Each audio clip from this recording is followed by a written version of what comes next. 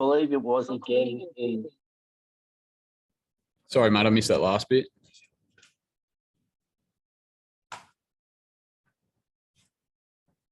You there, Russell? I think the question, Matty, was the last time. Well, but when was the last time you captained Australia? He couldn't quite remember. I captained this summer against India in the second T20 when Finchy hurt himself. That was the last time that I've captained. Mel Farrell.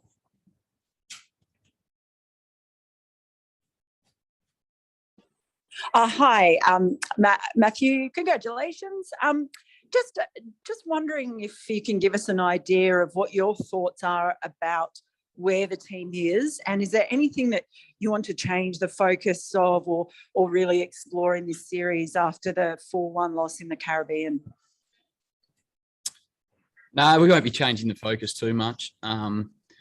Coming off not a lot of cricket, it probably took us a few games to get going against the West Indies. Granted, we should have probably got the first game done and dusted there, and it might have looked a little bit different in that series, in the T20 series. But no, we feel really good now. Played 8 games of cricket, international cricket now on wickets that have been slow and taken a little bit of spin as well. So the boys are trained really well yesterday, and we expect good results over here. Yeah, there'll be no real change of focus. We'll back the players to go out and execute the skills that they've been working on. So is the results in the Caribbean, do you just put that down to the lack of play beforehand, or is there anything you learned from that series as a team that you think you could do better? I think individually you learn playing international cricket every single day, but as a team, coming off no cricket obviously wasn't ideal. A lot of these guys haven't played together all that much either. With some of the guys that pulled out late, guys like Ashton Turner probably coming in a little bit unexpected. It took us a little bit of time to get going, but we saw good results at the back end of that tour, and we expect going into this tour that everyone will be ready to go, and the results will hopefully take care of themselves. Great, thanks. We'll go back to Russell Gould, who's been dropping in and out. Are you there, Russell? I am, yes. I've just got fat fingers. Sorry, Cole and Matt. Not sure if you heard my initial question or answered it as I dropped out. I was just wondering, could you just remind us the last time you captained, and was it in similar circumstances where you took over from someone that's injured, and how do you sort of approach it?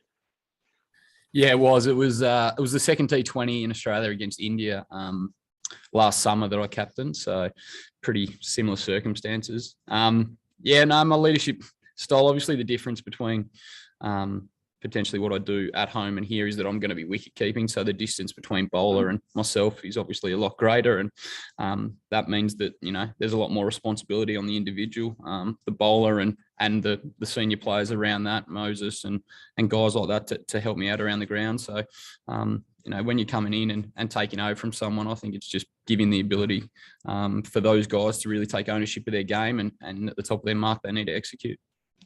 When you jumped on the tour, you were the nominal T20 vice captain when you went to the West Indies as well. So you're obviously just an injury to Finchy away. Anyway, do you when you get on the plane, knowing that that's a possibility, do you think about it at all, about the captaincy, and do you add that into your preparation in any way, shape or form? Do you have more chats with JL or Finchy, or how does that work? Not really, to be honest, mate. Hoping that Finchy doesn't get injured at any time, but it's just happened a couple of times in the last 12 months, and I've got an opportunity to captain the team. But no, I probably just look at making sure that leading anyway, regardless of whether I'm captain or not. We've got good leaders in the group and experienced bowlers as well. Probably where my leadership will come in a little bit more is with our batting group. We've got probably a younger batting group that we've ever had on these tours. Not a lot of international experience between all our batters. So the bowling takes care of itself with guys like Zampa and Stark and Hazelwood. They've all played a lot of cricket together. So, they can take care of themselves. And will you bat at the top of the order? I don't think so. I think I'll bat more middle order, but we'll have Bales and JL have a selection chat this afternoon and confirm that. But I think I'll go more middle order and looking towards the World Cup, try and get a few more games into me in the middle order. And then if I have to go up the top towards the World Cup, then I can also do that. So it's more just getting me back through the middle order and feeling a little bit more comfortable there. And just one more, just on obviously George taking over as the chief selector. I mean, being a fellow Tasmanian, you probably got a close relationship with him, but just the broad perspective from the players on George taking over. Yeah, I haven't spoken to so many of the players about it, but I can only speak for myself. And yeah, no, really happy to have George as the chairman of selectors. He's obviously a fellow Tasmanian. We play a bit of golf together, so I can get him in his ear as much as I can. But no, it's nice to have a guy at the top of the selection who's been, he was playing 12, 18 months ago as well. So he understands the game and especially T20 cricket. So no, really, really happy for him. Thanks, mate. Andrew McGlashan. Thanks, Cole. Hi, Matthew. Did you consider switching over the keeping duties, given you're now captain, to allow you to be a bit closer to your bowlers at mid-off and mid-on, or is it all just part of the balance of the side that you want? No, we haven't thought about that. I think come the World Cup, then if I'm going to be playing, I'm going to be playing as the keeper anyway. So if something happens to Finchy in that scenario, then potentially I'll be captaining anyway and keeping. So we'll make it work. It's not a big issue, especially with the guys that we've got in the team, as I said, and the experience we've got around the inner ring. Yeah, it's just a difference, but nothing that we can't get over. Is there a feeling in the squad that this is particularly for those perhaps a bit more on the fringes of the main squad, that this is a final push for World Cup places, with the expectation that the guys who are missing will be back when the next squad is selected? Yeah, absolutely. I think all fringe players, every time they get an opportunity to play, is an audition, and you sometimes walking out, that you've only got a couple of chances to know your spot down, and I'm speaking from experience there. So it's an opportunity for every player that gets to walk onto the ground, but yeah, probably more so for the guys that are really trying to find a way to get into that 15-man squad for the World Cup and have an opportunity to play in the World Cup for Australia. So yeah, I mean, as I said, every single time you walk out, there's pressures and you want to try and do your best. But yeah, it's probably more of an audition than previous to us. And just a quick one, do you know how many pitches there might be for these 5 matches and how you expect those sort of conditions to play out over the 5 games in just 7 days? No, I'm not 100% sure how many we're going to be going through. In the West Indies, we only played through a couple, and we thought that they would probably deteriorate a lot worse than what they did. Those pitches actually held up really well. So fingers crossed the same thing will happen here, but I'm not 100% sure how many that we'll be playing on. Thanks, Matt. Cheers. Dan Breddick. G'day, Matt. Wanted to ask you, you said about the middle order role that you'll most likely play and I guess carry through to the World Cup. How challenging is it to adapt to that, particularly on the sorts of pitches you're playing on relative to, say, what you do in the Big Bash, for instance? Oh yeah, it's a different challenge. Thankfully, I've played for Australia in the middle order a lot, especially in one-day cricket. Even T20 cricket, I've played probably 50-50.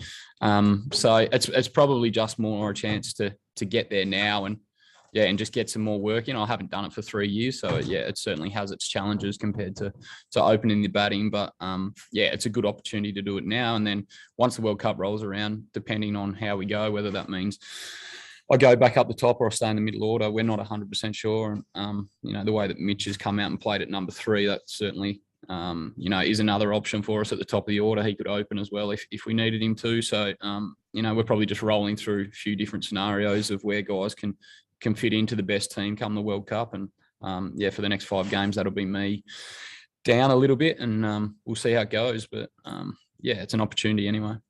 And in terms of when you're batting there, like what are the sort of really important things that you need to, I guess, focus on that are different from, say, if you're coming in as opener or in the top 3, for instance?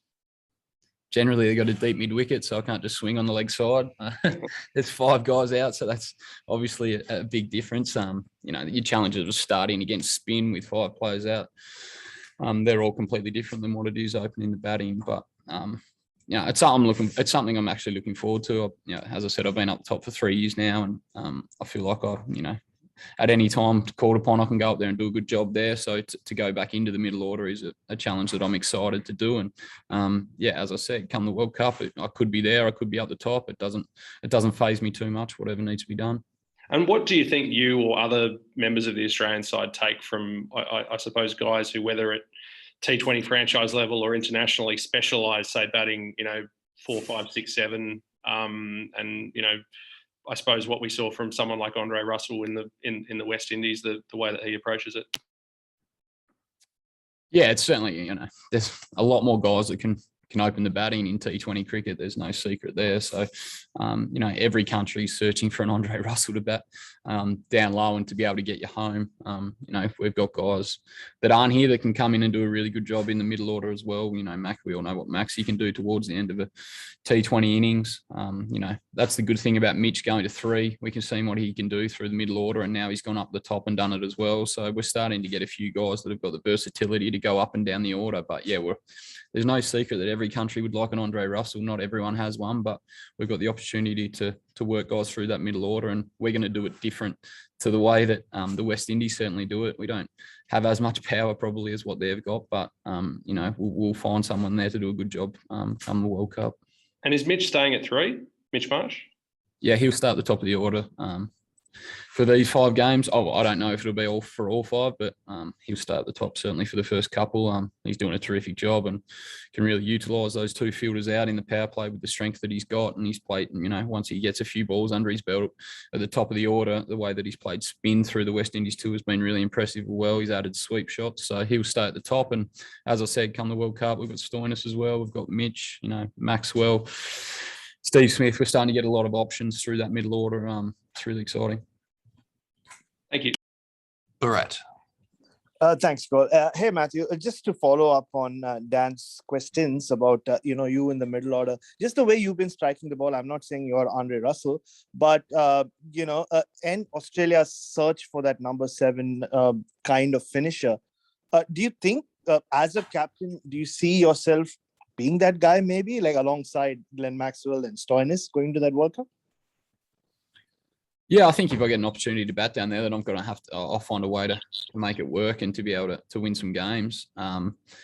Things that I probably didn't have, 7 or 8 years ago in my game that I feel like I've added to my game with laps and those kind of things that are really important towards the back end. I feel like I can do a good job there if required.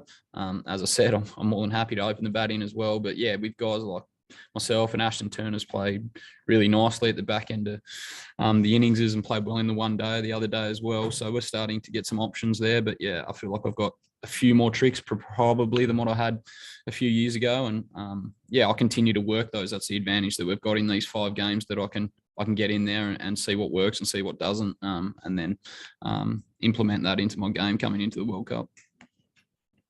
And just with T20 cricket, I know every match you play to win, but going into a World Cup, can you simulate certain scenarios in the next 5 T20s where, say, even if, the result doesn't go your way, you can take that positive as, okay, fine. We set that target and we achieved it? Yeah, absolutely. I think, that's probably what we did a little bit in the West Indies. We didn't get the results that we wanted there, but we got some things that we wanted to see from guys like Mitch Marsh and, Ashton Turner. And, we saw some different players come in and see what they can do at this level. And we absolutely want to win this series and we want to win every game that we walk out and play. But yeah, there's going to be opportunities to see guys bowl and bat in different areas that come selection time for the World Cup, we can make a judgment call on who's best in those roles. So winning is what we want to do, but there's an opportunity to see guys have a crack at different spots. And we're excited about that opportunity. Thanks, Matthew. Thanks, Bharat. Did we have one last one from you, Russell, or are you good? Yeah, just a quick one. We saw the footage of everyone around the computer watching Starkey's brother at the Olympics, and obviously Mitch was in such great form in the West Indies in the one day. Particularly, just wondering, is that going to rev him up a little bit for the?